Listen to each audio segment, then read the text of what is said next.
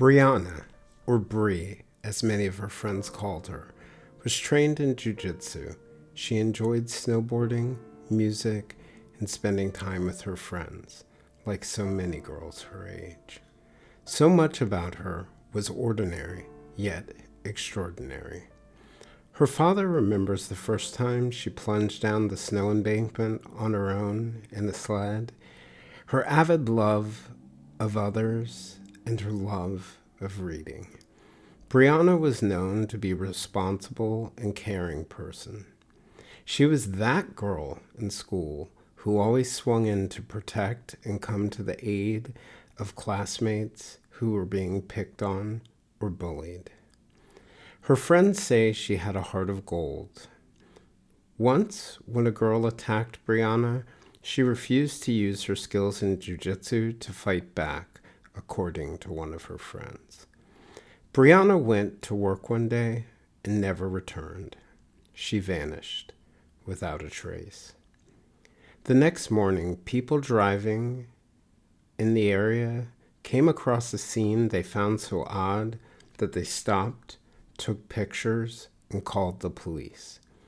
Those people said they saw some loose change, a water bottle, and a bracelet or a necklace on the ground near her abandoned car. But she was gone. Almost 20 years later, Brianna is still missing, but her father, Bruce, is not stopping looking for her or the loved ones of others. Nada Fronk says his daughter Nada's name means fierce, passionate woman in Ojibwe. Nada fought for herself and so many others, yet she became one of so many missing Native women. Nada began to run away during her teenage years. It was just for a few days at first. Then the stretches grew longer and longer. And in 2013, she vanished without a trace. Months passed and nothing turned up. Monty's contacts in law enforcement found nothing at all until they found something so disturbing.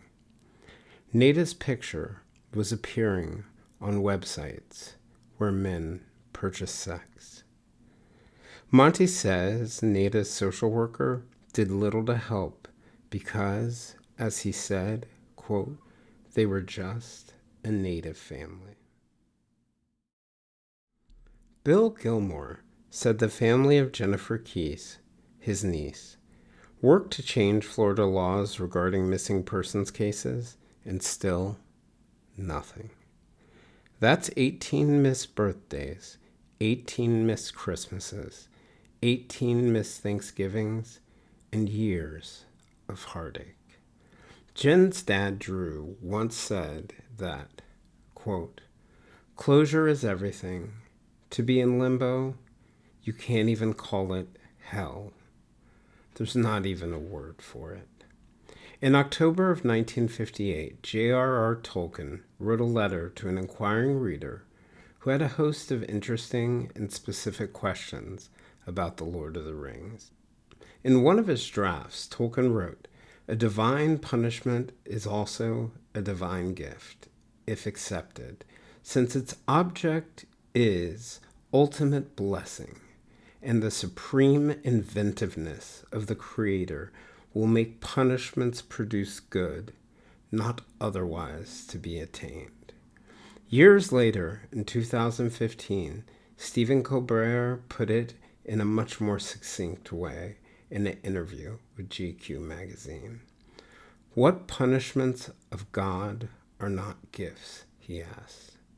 Despite the experience beyond hell, Bill and the rest of Jen's family have been on a journey to find those gifts and help others find them, to find that hope, healing, and find inspiration in the stories of these women who have gone missing.